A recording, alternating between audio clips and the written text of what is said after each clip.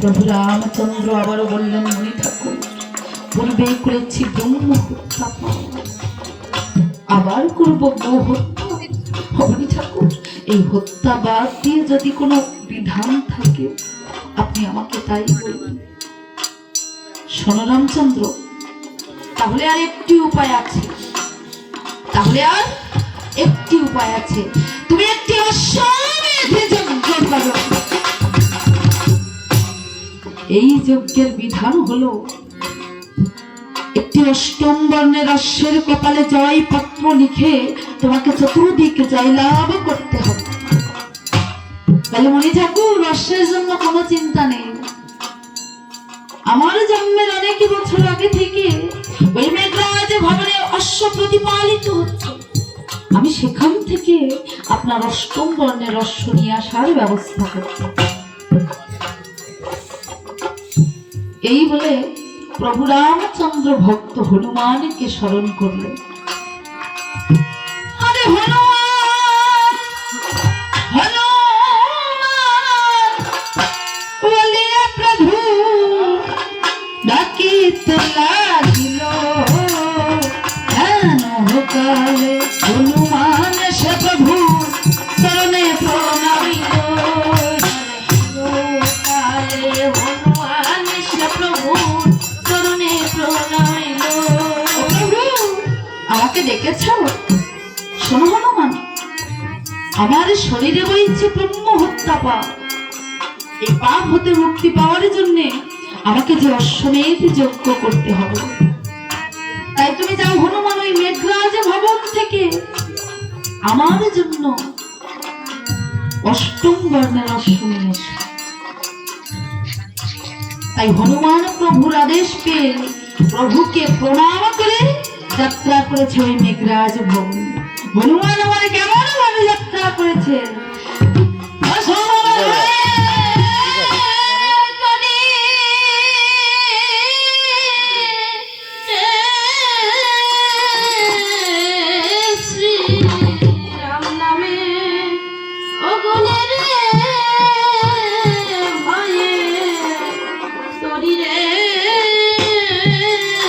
এটা সাইডে এসে আগে বুঝে দিয়েছি ভালো করে।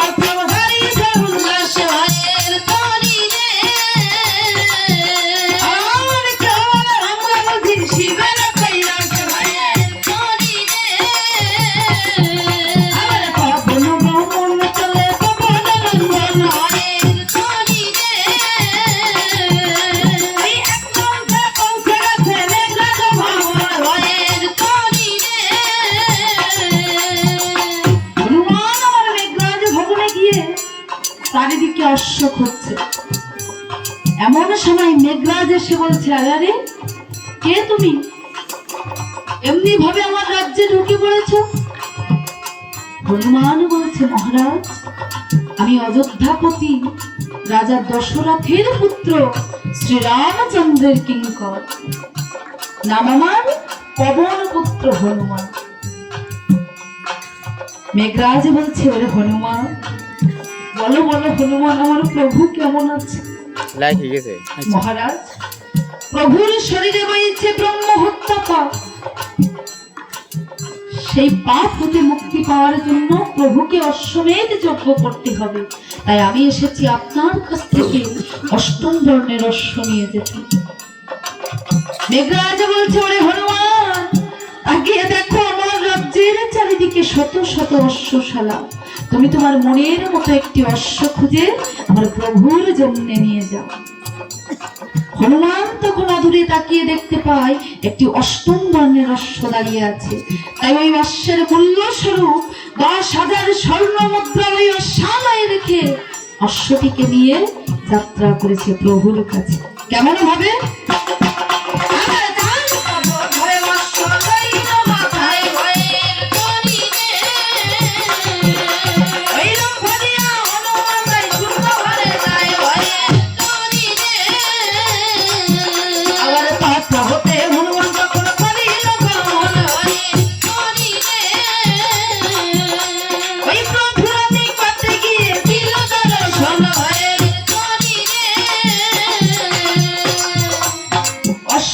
হনুমান প্রভুর পাশে রেখে প্রভুকে প্রণাম করে। প্রভু রামচন্দ্র বলছে, হনুমান, তোমাকে যে এখন একটি কাজ করতে হবে। আমি যে এই অশ্বমেধ যজ্ঞ করছি, আমার এই রাজ্যের চারিদিকে যত মুনি ঋষি রাজরাজা আছে, তুমি একে একে সবাইকে গিয়ে নিমন্ত্রণ করে এসো। হনুমান বলছে, প্রভু, আমি যে তোমার দাস, আমি তো তোমার দাস, এই দাসের নিমন্ত্রণ কি কেউ গ্রহণ করবে? তার চেয়ে বরং প্রভু দয়া করে তুমি তোমার প্রাণের ভাই লক্ষ্মণকে পাঠিয়ে দেবে। তাই প্রভু রামচন্দ্র কি করলেন? আরে লক্ষ্মণ, লক্ষ্মণ বলিয়া প্রভু ডাকিতে লাগিল। হেন কালে লক্ষ্মণ সেবাদার চরণে প্রণাম। কালে লক্ষ্মণ সেবাদার চরণে প্রণাম। দাদা, আমাকে ডেকেছ? শোনো লক্ষ্মণ, আমি যে এই অশ্বমেধ যজ্ঞ করছি, আমার রাজ্যের চারিদিকে যত মুনি ঋষি রাজরাজা আছে, তুমি একে একে সবাইকে গিয়ে নিমন্ত্রণ করেছ। দাদার আদেশে ভাই লক্ষ্মণ আমার বেরিয়েছে চতুর্দিক নিমন্ত্রণ করতে।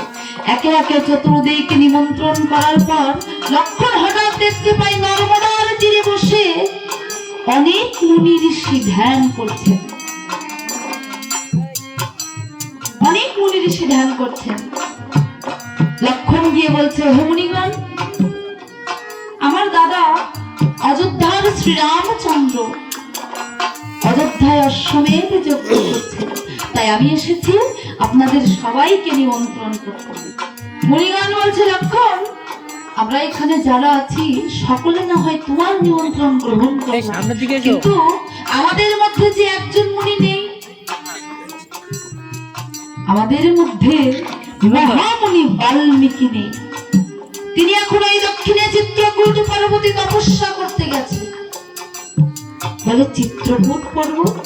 অমনি ঠাকুর, সেখানে যেতে যেতেই তো আমার দাদার অশ্বমেধ যজ্ঞ শেষ হয়ে যাবে। তো ওই মুনি থাকলে, ওই বাল্মীকি মুনি থাকলে যে মন্ত্রগুলো পাঠ করতেন, আপনারা কি সেগুলো পারবেন না?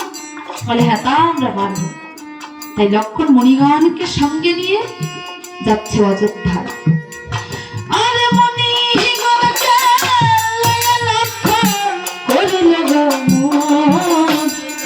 অযোধ্যাতে গিয়ে সবে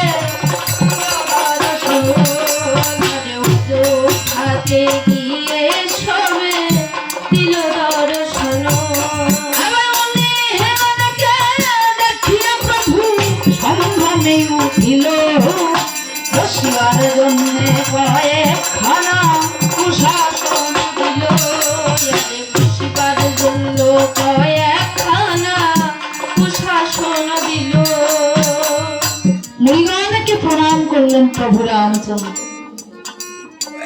মুনিগণ বলছে, রামচন্দ্র, তুমি যে আমাকে প্রণাম করলে, বসতে দিলে, বসবো পরে, কিন্তু তুমি যে এই অশ্বমেধ যজ্ঞ করছো, তা যজ্ঞেশ্বরী মা সীতা কই? তাকে তো কোথাও দেখছি না। মা সীতা কোথায়? মণি ঠাকুর, অমনি ঠাকুর, আপনারা যে সীতাকে আর কোনোদিনও দেখতে পাবেন না মণি ঠাকুর, কারণ আমি যে তাকে চিরদিনের মতো নির্বাসনে দিয়েছি। রামচন্দ্র, তুমি যে অশ্বমেধে যজ্ঞ করছো, তোমার এই যজ্ঞ যদি যজ্ঞেশ্বরী না থাকে, তোমার এই যজ্ঞ করে তো কোনো পূর্ণ হবে না। অমনি ঠাকুর, আমি আমার সীতার বিরহ অনল সহ্য না করতে পেরে ওই বিশ্বকর্মার কাছ থেকে এক স্বর্ণ সীতা নির্মাণ করে রেখেছি। আপনারা যদি আমার অনুমতি দেন, আমি ওই স্বর্ণ সীতাকে বামে রেখে এই যজ্ঞের কাজ শুরু করব। মুনিগণ বলছে, ঠিক আছে রামচন্দ্র, তুমি তাই করো। স্বর্ণ সীতাকে সিংহাসনে বসিয়ে প্রভু রামচন্দ্রকে যজ্ঞের কাজ শুরু করতে বললেন।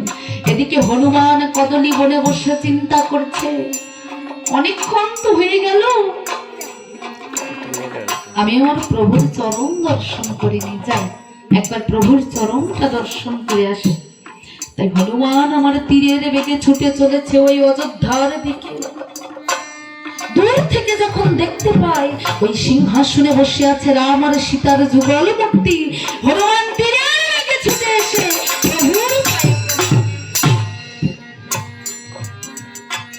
প্রভু রামচন্দ্র হনুমানের মাথায় হাত দিয়ে আশীর্বাদ করেছে, দীর্ঘজীবী হও বৎস। এবার হনুমান ওই মায়ের পায়ে প্রণাম করল, কিন্তু মা সীতা আশীর্বাদ করা তো দূরের কথা, তার সঙ্গে একটি কথাও বলল না। মা কথা বলবে কেমন করে, সে যে স্বর্ণ মূর্তি। কিন্তু হনুমান তো বুঝতে পারছে না। হনুমান মায়ের পায়ের কাছে বসে কেঁদে কেঁদে বলছো, মা, মাগো, আমি না হয় বনের জ্ঞান হারা পশু জাতি, তো তোমার চরণে আমি কি এমন অপরাধ করেছি? তোমার চরণে কি এমন অপরাধ করেছি যে তুমি আমার মাথায় একটু হাত দিয়ে আশীর্বাদ করবে না? ওমা, আমি না হয় মূর্খ বানর জাতি, কি এমন অপরাধ করেছি বলো মা। হনুমান কাঁদছে। প্রভু রামচন্দ্র হনুমানকে ডেকে বলছে, ওরে বাবা, তাকিয়ে দেখতো বাবা, ও কি তোর সেই মা? ওরে, আমি যে তোর মা সীতাকে চিরদিনের মতো নির্বাসনে দিয়েছি, তোর মায়ের বিরহ অনলে সহ্য না করতে পেরে ওই বিশ্বকর্মার কাছ থেকে স্বর্ণ সীতা নির্মাণ করতে। হনুমান কেঁদে কেঁদে বলছে, ওগো প্রভু,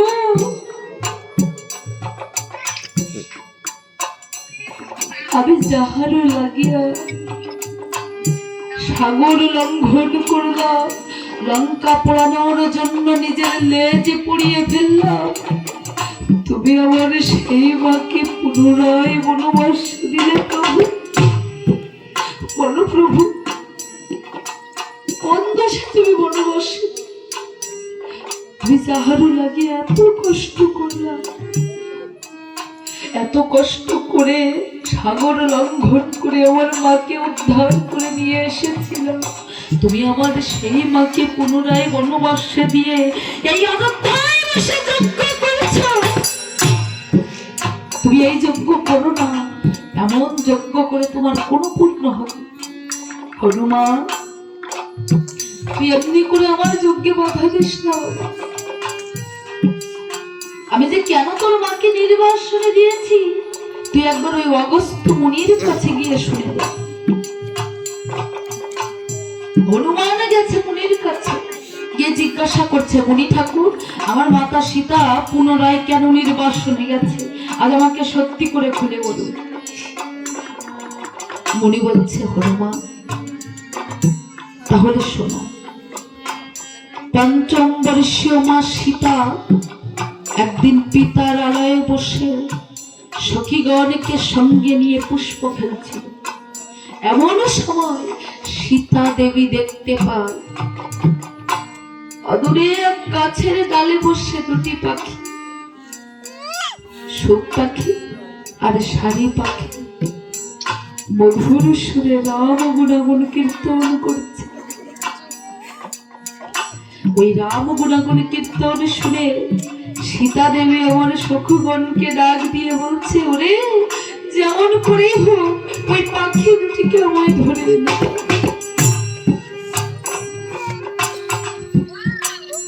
যেমন করেই হোক ওই পাখি দুটিকে আমায় ধরে এনে দাও, কারণ ওরা যে মধুর সুরে রাম গুণাগুণ কীর্তন করছে, তাই ওই পাখি দুটিকে আমায় ধরে এনে দাও। সখীগণ সীতা দেবীর কথা শুনে কৌশলে জাল পেতে ওই পাখি দুটিকে ধরে সীতা দেবীর হাতে তুলে দিয়েছে। ওমা, বনের পাখি যেই না বন্দী হয়েছে, উড়ে যাওয়ার জন্য ছটফট ছটফট করছে। ছটফট ছটফট করতে করতে ওই সীতা দেবীর ডান হাত থেকে সুখ পাখিটা উড়ে চলে গেল। বাধা রইল শুধু শাড়ি পাখি। তখন শাড়ি পাখি কেঁদে কেঁদে বলছে, ও জানকী, জানকী তুমি আমাকে ছেড়ে দাও জানকী, আমি যে আমার স্বামীকে ছেড়ে কিছুতেই থাকতে পারবো না জানকী। ও জানকী, স্বামী হারানোর যে কি নিদারুণ বেদনা, এ জগৎ সংসারে যে স্বামী না হারিয়েছে সে কখনো বুঝবে না। তাই বলছি জানকী, তুমি আমাকে ছেড়ে দাও জানকী। স্বামী হারানোর যন্ত্রণা তুমি কেমন করে বুঝবে? তুমি যে নাবালিকা, আমায় আজ ছেড়ে দাও জানকী। না পাখি, আমি তোমাকে কিছুতেই ছাড়বো না, কারণ তুমি যে মধুর সুরে রাম গুণাগুণ কীর্তন করছে। তাই যতদিন না ওই রামের সঙ্গে আমার দেখা হয়, ততদিন তুমি আমার কাছে থেকে রাম গুণাগুণ করে শোনাবে। ও জানকী, আমি তোমায় অনুরোধ করছি, আজ আমাকে ছেড়ে দাও। আমার স্বামী তো উড়ে চলে গেছে, আমি যে আমার স্বামীকে ছেড়ে কিছুতেই থাকতে পারবো না জানকী।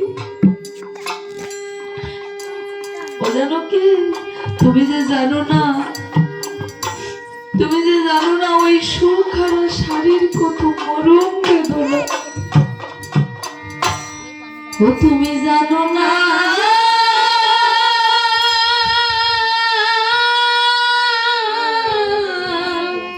জানো না, ওরে সুখ হারা শাড়ির কত কত মরম বেদনা। জানো কি তুমি জানো না?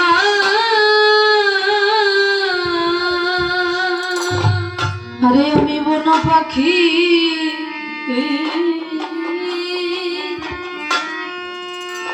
ওই বনে বনে থাকি,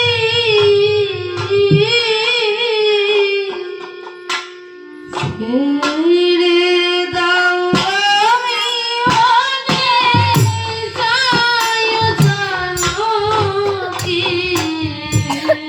জানো না।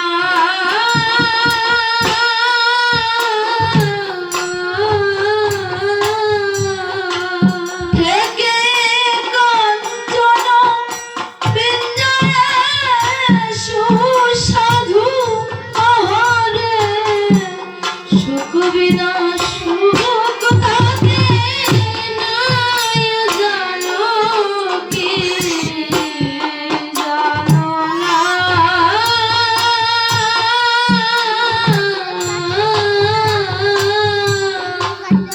আরে ঘৃত মধু পায় নিত্য যদি দেব সুখ বিনা খায় জানো কি জানো না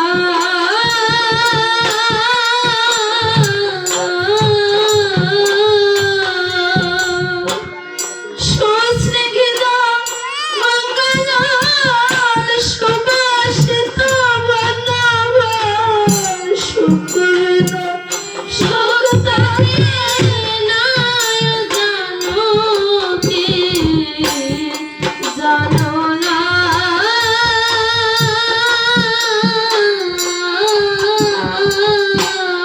ও জানো কি আমি যে এখন 5 মাসের গর্ভবতী গর্ভবেদনায় ছটফট করতে করতে আমার যদি মৃত্যু হয়ে যায় আমার সন্তানেরা এই জগতের আলো দেখার আগে তাদের জীবন প্রদীপ যে নিভে যাবে জানো কি তুমি আমাকে ছেড়ে দাও জানো কি তোমার যদি গর্ভবেদনা হয় আমি তোমাকে সোনার পাত্র এনে দেব কাকুতি মিনতি করছে শাড়ি পাখি বলছে ও জানো কি আজ তুমি আমায় ছেড়ে দাও ওই বনে গিয়ে বৃক্ষ ডালে বাচ্চা প্রসব করার পর আমার বাচ্চাগুলো যখন উঠতে শিখবে আমি পুনরায় এসে তোমার কাছে ধরা দেব সীতা দেবী কোনো কথা শুনছে না বলে না পাখি আমি তোমাকে কিছুতেই ছাড়বো না তখন শাড়ি পাখি আমার কেঁদে কেঁদে বলছে আমি মরিব এখন প্রসব করো যে তোমার বলে যায় জানো কি জানো না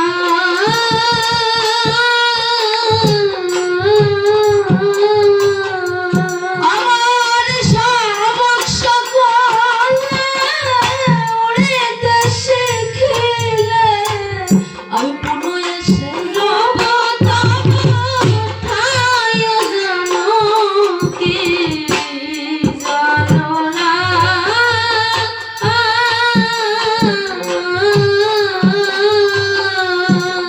ও জানো কি আমার স্বামী তো উড়ে চলে গেছে আর এখন যদি আমি আমার সন্তানদের হারিয়ে ফেলি তাহলে আমার নারী জনম যে বৃথা হয়ে যাবে জানো কি? তুমি আমাকে ছেড়ে দাও ছটফট ছটফট করছে শাড়ি পাখি কিন্তু সীতা দেবী কোনো কথা শুনছে না ছটফট ছটফট করতে করতে সীতা দেবীর হাতে ঢলে পড়লো ওই শাড়ির পাখি কিছুক্ষণ পর মৃত্যু হলো শাড়ি পাখি শাড়ির মৃত্যু দেখে দূর ডালে বসে থাকা সুখ পাখি জানো কি কেঁদে কে বলছে ও জানো কি এ তুমি আমার কত বড় সর্বনাশ করলে জানো কি তুমি আমার স্ত্রী শাড়িকে মেরে ফেললে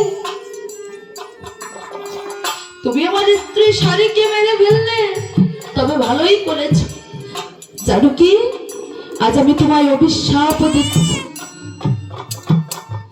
আজ আমি তোমায় অভিশাপ দিচ্ছি তুমিও একদিন আমার শাড়ির মতো স্বামী হারার যন্ত্রণা ভোগ করবে ও জানো কি তুমিও একদিন আমার শাড়ির মতো স্বামী হারার যন্ত্রণা ভোগ করে ওই বনে বনে ঘুরবে তাই এত বলি পাখি জানো কি রে ডাকি কহিতে লাগিল মানে জানো কি জানো না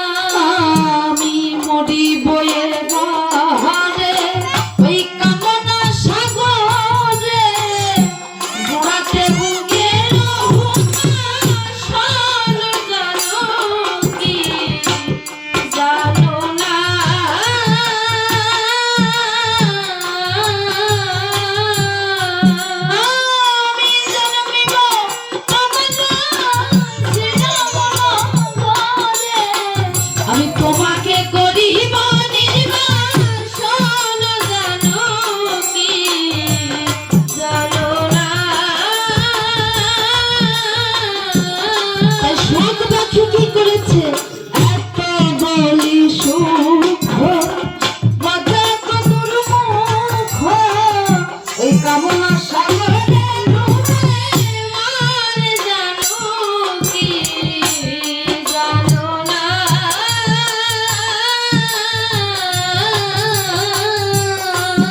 আর এসেছে সীতা সীতা নির্বাসিতা রামানন্দে হরি হরি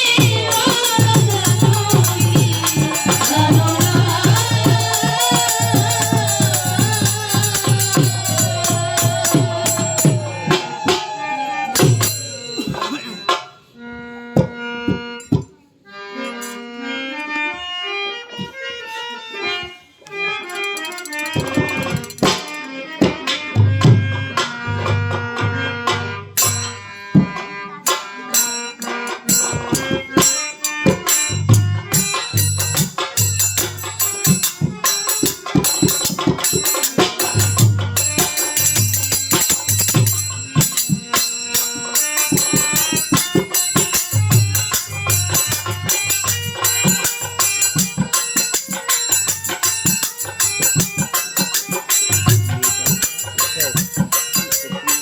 বড় মামুনি না হ্যাঁ যাও ভিডিও হচ্ছে সামনে একটু সরে এসো এই জায়গাটা কষ্ট শুধু ভক্ত বলল আচ্ছা প্রভু রামচন্দ্র তিনি তো অন্তর্যামী ভগবান তাই না বাবা তিনি অন্তর্যামী ভগবান কোথায় আছে আচ্ছা তো ভগবানের আমার পাপ কিসের ভগবানকে নাকি ব্রহ্ম হত্যা পাপ খণ্ডাবার জন্য অশ্বমেধ যজ্ঞ করতে হচ্ছে ভগবানের আমার পাপ কিসের এ সবই যে বাবা ওই ভগবানেরই লীলা তিনি প্রত্যেক যুগেই লীলা করেছেন সত্য যুগে লীলা করেছেন ত্রেতা যুগে লীলা করেছেন দাপর যুগে কলি যুগে সব যুগেই ওই ভগবান লীলা করেছেন তিনি বিশ্ব ব্রহ্মাণ্ড নিয়ে খেলছেন তিনি সর্বদাই বিশ্ব ব্রহ্মাণ্ড নিয়ে খেলছেন তাই তো কাজী নজরুল ইসলাম বললেন খেলিছ এ বিশ্ব লয়ে বিরাট ও শিশু আনমনে খেলিছ দেখতে তুমি শিশু বটে কিন্তু স্বরূপটা তোমার বিরাট দেখতে তুমি শিশু বটে স্বরূপটা তোমার বিরাট শুধু একজন ভক্তের নিকটে তুমি শিশু হয়ে থাকো তোমার মুখমণ্ডলে গোটা বিশ্ব ব্রহ্মাণ্ড দেখেছিলেন কে মা যশোদা নজরুল ইসলাম বললেন খেলিছ খেলিছ এ বিশ্বলয়ে বিরাট শিশু আনো মনে খেলিছ এ বিশ্বলয়ে বিরাট শিশু আনে খেলিছ এ বিশ্বলয়ে বিরাট শিশু আনো মনে খেলিছ প্রলয় সৃষ্টি তবু পুতুল খেলা প্রলয় সৃষ্টি তবু পুতুল খেলা নিরজনে প্রভু নিরজনে খেলিছ দেবী ঈশ্বরে বিরাট শিশু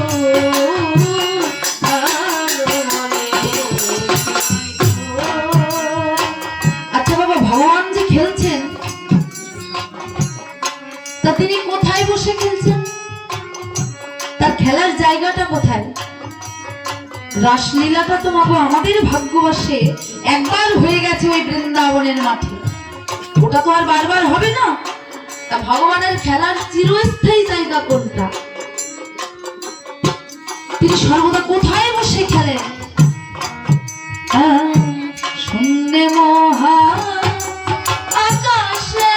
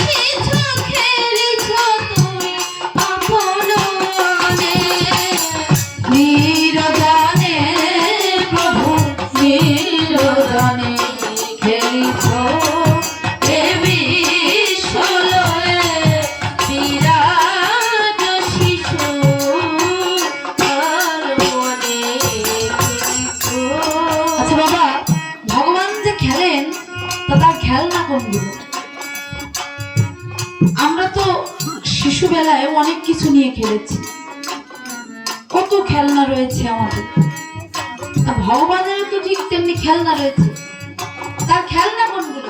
বাবা, কোনো দোকানদারের কি সামর্থ্য আছে ওই ভগবানকে খেলনা বানিয়ে দেবে? কোনো দোকানদার কি পারবে ভগবানকে খেলনা দিতে? তাহলে তার খেলনা কোনগুলো? তারকারবি শশী খেলনা তব,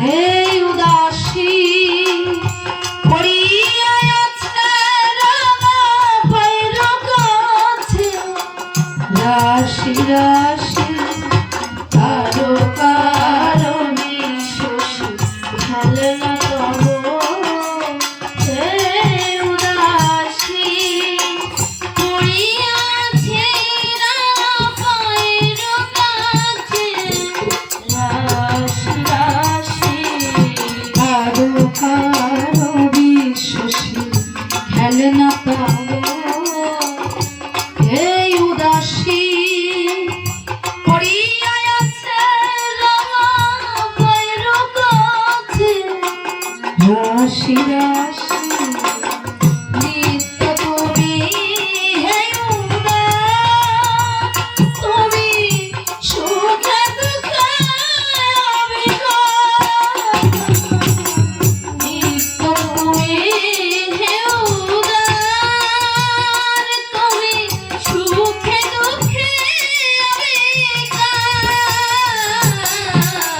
নিত্য তুমি, হে উদার তুমি সুখে দুঃখে অবিকল, ভাঙিছ গড়িছ নীতি ক্ষণে ক্ষণে, ভাঙিছ গড়িছ নীতি ক্ষণে ক্ষণে। ভগবানের যদি ইচ্ছে হয়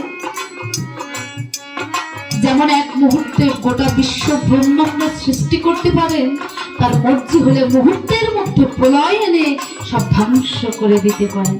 ব্যাটারি তাই কবি কি বলছে?